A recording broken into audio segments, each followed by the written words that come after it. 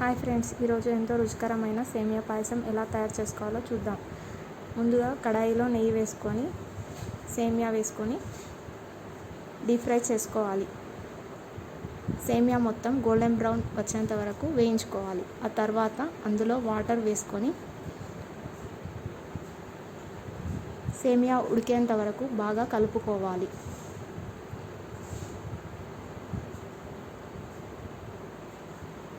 సేమియా కొంచెం ఉడికిన తర్వాత అందులో షుగర్ యాడ్ చేసుకోవాలి సరిపడినంత. షుగర్ మొత్తం సేమియాతో కలిసేలా కలుపుతూ ఉండాలి.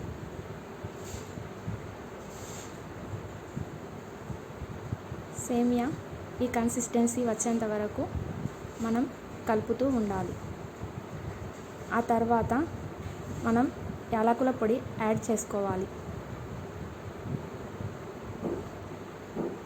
యాలకుల పొడి యాడ్ చేసుకున్న తర్వాత మరొకసారి సేమియా కలపాలి. ఆ తర్వాత మరో పక్క స్టవ్ మీద పాలు పెట్టుకొని మరగనివ్వాలి.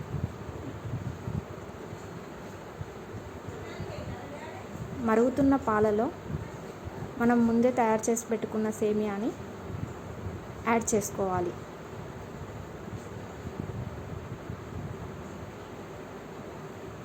సేమియా మొత్తం యాడ్ చేసుకున్న తర్వాత ఈ కన్సిస్టెన్సీ వచ్చేంత వరకు సేమియాని బాగా ఉడికించుకోవాలి. సేమియా చిక్కబడేంత వరకు సేమియా ఉడికించుకోవాలి.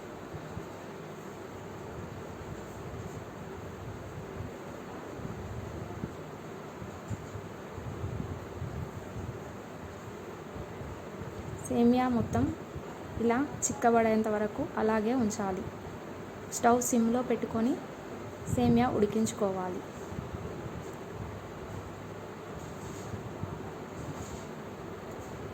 చూడండి ఫ్రెండ్స్, ఇలా చిక్కబడేంత వరకు సేమియాని ఉడికించుకున్న తర్వాత వేడివేడిగా సర్వ్ చేసుకోండి.